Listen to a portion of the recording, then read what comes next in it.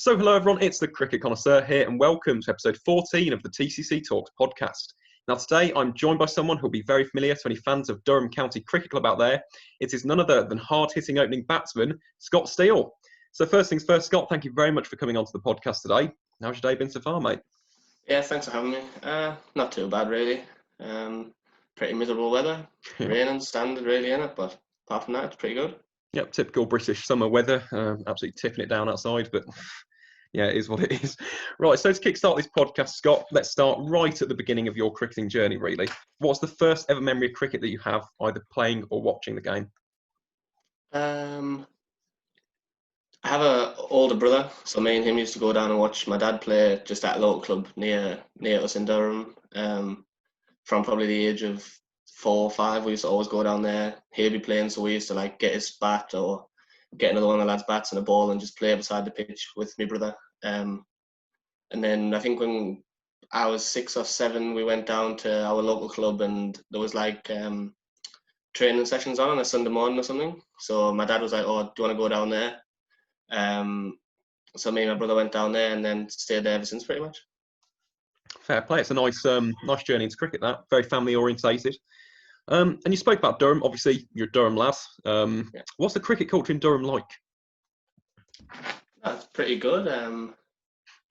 We're lucky because we have quite a lot of youngsters that have come through. I think in the team now, I think there's 3 or 4 of us that I've came through from junior cricket with.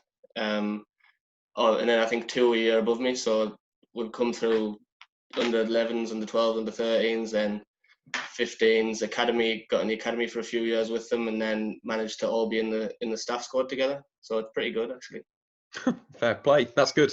Obviously, some good cricket development up in the northeast then. But yeah, talking of your early days still, who are your real cricketing inspirations? Who did you look up to on the cricket pitch and say, you know what, I want to be like him or I want to emulate that?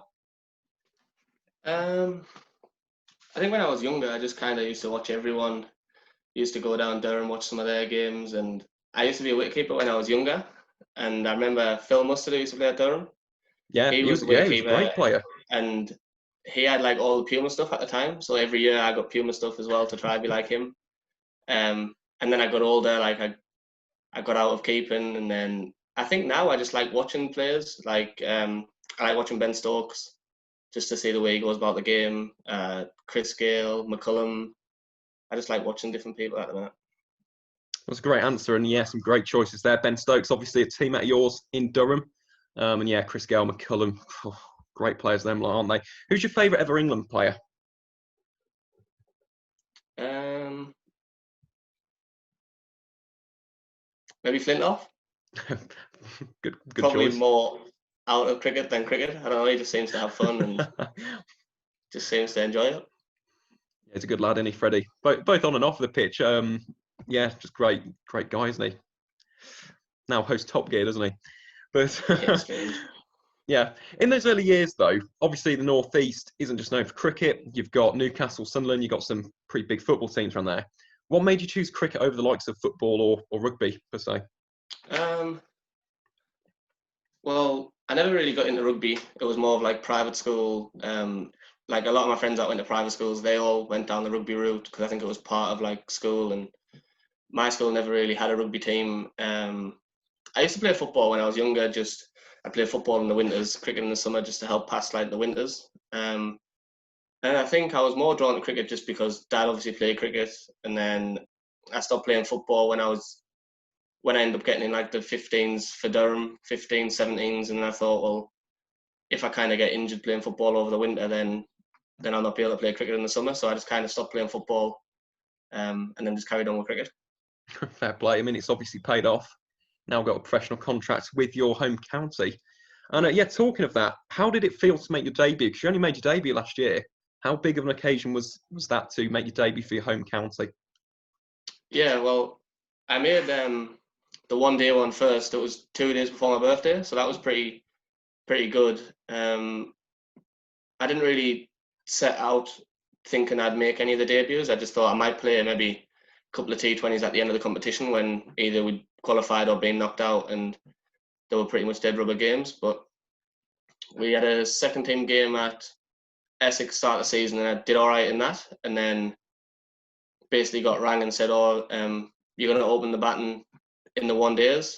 And to do it at Durham was pretty good as well, because it was in front of your home crowd, and yeah, it was pretty good, to be fair. And then from on that, I ended up making my T20 debut later in the year.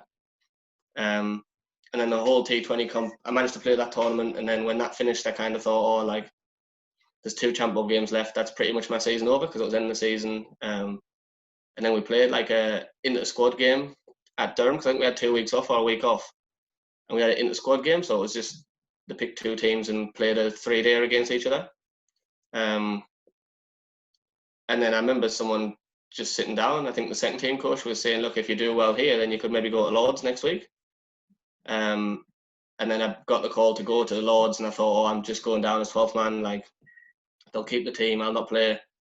And then the night before the game, we were at Lords, and Frankie, the coach, said, look, don't rule out that you're not playing, because they couldn't see the wicket because I think it had been raining, so they didn't pick a team straight away. And then in the morning, he pulled me over, and I was like, oh, well, this will be like, oh, you're not playing. Like, enjoy the week around the lads. And he said, oh, you're going to play? And then it happened to be at Lords, which was unbelievable as well, because not only just going to Lords or playing at Lords is good, but I got to make first-class debut for your home county at Lords. Well, yeah. I mean, obviously the home of cricket, isn't it, really? Lords, beautiful, beautiful venue. You've mentioned just there, you have made your debut in all 3 formats. So what's your preferred format? Probably T20, just because I find it more fun. Just you get to try whack it and don't need to worry about like nicking off early and sitting watching the rest of the day.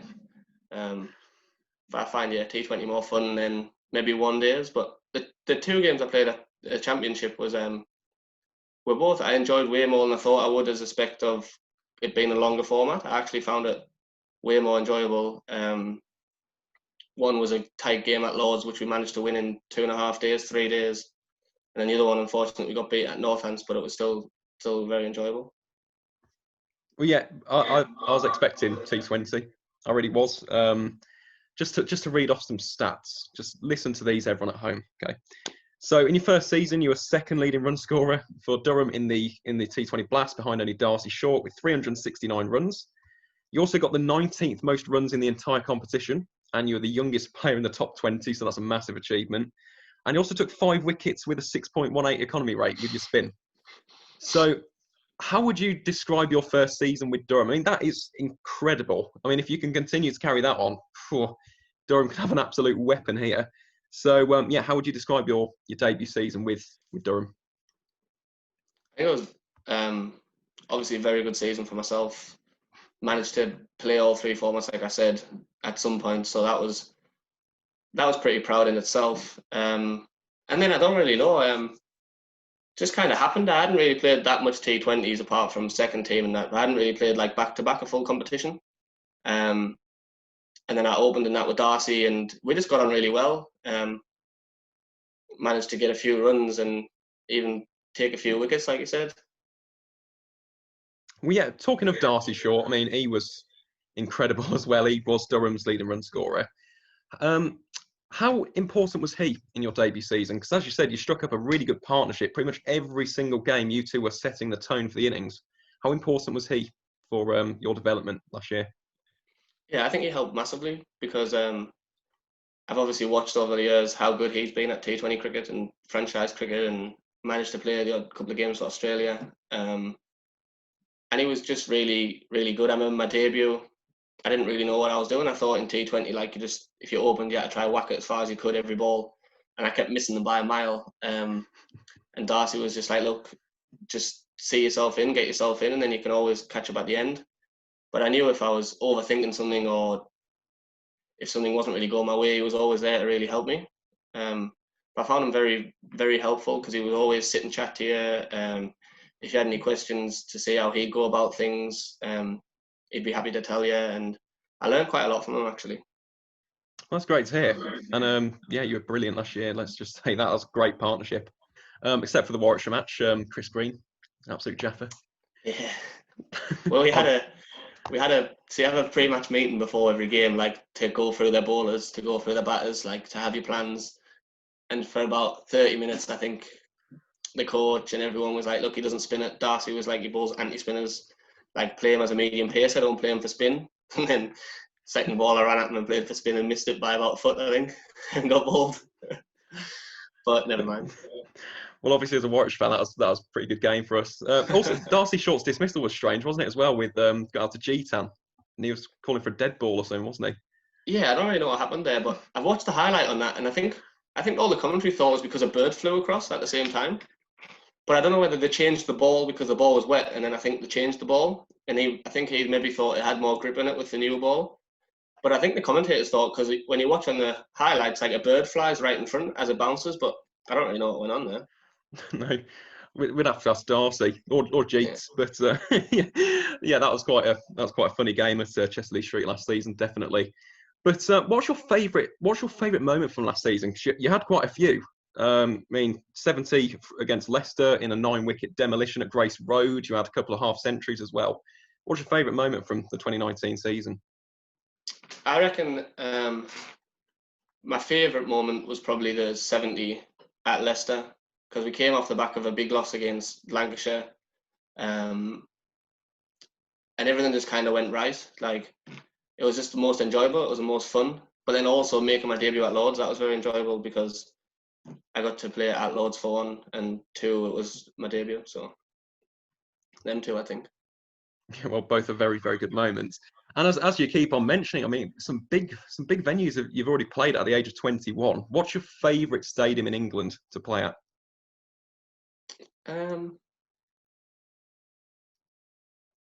I reckon Lords was probably my favourite for the occasion, and obviously it being Lords. But without Lords being in, I quite like Lancashire's ground, Old Trafford. Yeah, it's a cracking ground. And I ground. quite like Worcester's ground, quite like. Yeah, when it's dry. Problem when it's wet, though, there's no cover as a fan. Yeah, no, it's horrible when it's wet, but we were there and it was dry, and the wicket's always dead hard, and it's just a nice atmosphere there, I think, because you're quite close to like the fans and close to like the main, like the town centre and that. I think that's probably why. You haven't played at Edgbaston yet, have you? Yeah, I did. I played a one-day there last year. How did you find Edgbaston? I found it. I'd never been there before. Oh no, I went there for rookie camp, where you go and you do like your day there when you're first year, but that was all inside. I found Edgbaston quite good. I liked the dressing room and all the area where you walk in and out to the pitch. But no, Edgbaston was quite good as well, actually. Well, yeah, I mean, obviously I'm going to say that because I'm a Warwickshire fan, but yeah, good, brilliant. And also, when we're talking about Darcy Short, you alluded to his T20 franchise experiences. Is that something that you'd be looking to go into? And if so, which T20 franchise league would you want to go into? I would, yeah, I'd probably like to go down the franchise route. I don't really mind which one at the minute. Obviously, your goal would probably be in the IPL or the Big Bash eventually in years to come, but just any at the minute, really. Just try get around a few of them, hopefully do well, and then that might lead into others. And if you had a choice, let's say, I don't know, get to the IPL, everything goes spot on, which franchise would you choose? Big Bash, I think. Really? Yeah. You choose Big Bash over? That's now 3 guests in a row who have chosen. Why would you choose Big Bash? Well, you get to spend 3 months in Australia. Okay, fair enough. Yeah. I don't know, really. I just prefer the Big Bash to watch it myself. I prefer to watch that than the IPL. I'd imagine the IPL will probably be more crazy because the fans love it and it'll feel like there's millions of people in. But no, I reckon I'd say a Big Bash. It's a recurring theme.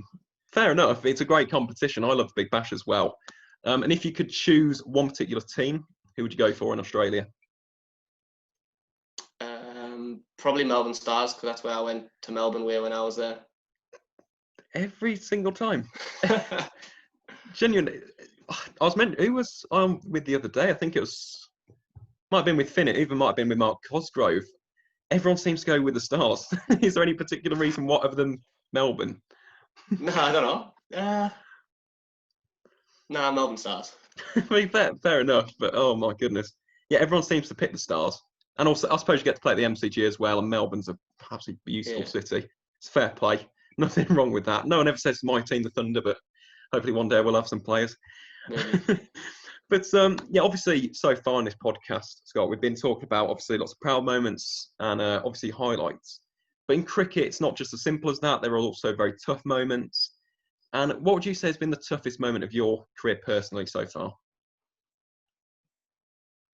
I've only really had one season in the first team, so I haven't really had that much of tough moments. I reckon probably when I was under 17s, and we had a pretty good age group, and we managed to get to the final of a one-day comp. And I think then they ended up winning on the last ball against Surrey. And they ended up winning the last ball. I think we were winning the game by miles. I think there was a drop catch probably last 2 overs ago, and then they ended up winning off the last ball. So that was pretty gutting. But apart from that, nothing really.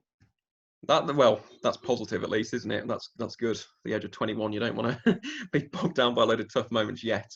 But let's say you go out. Obviously, you're a very aggressive batsman, okay? Let's say you go out, you try and absolutely slog one, and you get out for about 1 or 2 runs. How do you maintain an even keel when you go into the next match and not let that affect you?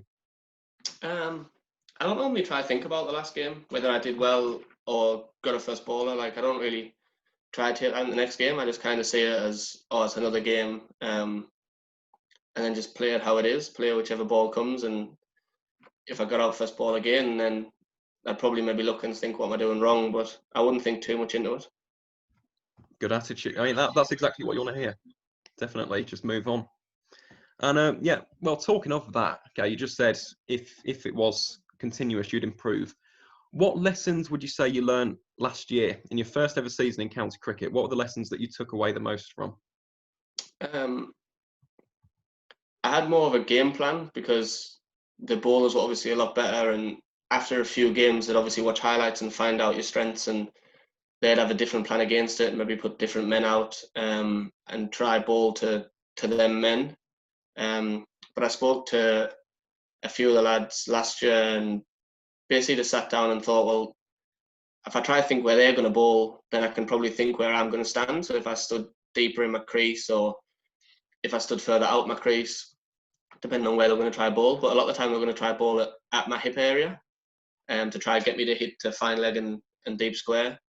So I think it was just thinking about it more. Once I'd spoke to a few of the lads, and they kind of broke it down where you can kind of think where they're going to bowl it, and then you give yourself the best chance. So I'd probably say they were the biggest lessons I learned. Well, good lessons to learn either way, aren't they, really? And what about with your bowling? 'Cause as I did mention earlier, 5 wickets, 6.18 economy rate. Not exactly all-rounder, but batsman who can bowl, definitely. That's a great economy rate. How are you looking to go about your bowling in the future? Is that something that you're looking to improve upon? Or is that something that you kind of, I don't know, let it take a back seat while you improve your batting? I think I'm going to keep trying to improve it because, especially in white ball cricket, you can bowl 2 or 3 overs. Probably more suited for white ball than red ball because I don't really get it in the same spot every ball and know where it's going a lot of the time. But in white ball, especially if you have your field spread, you can pick up a couple of wickets, and if you keep benefiting that, it also helps you get in other teams if you can bowl as well rather than just having to bat. And if you don't really score runs batting, then at least I know I might get a couple of overs bowling and try to get a couple of wickets bowling. Well, exactly. You're just adding an extra dimension to your game, aren't you, really? And that makes you a lot more, appealing as a player. Definitely.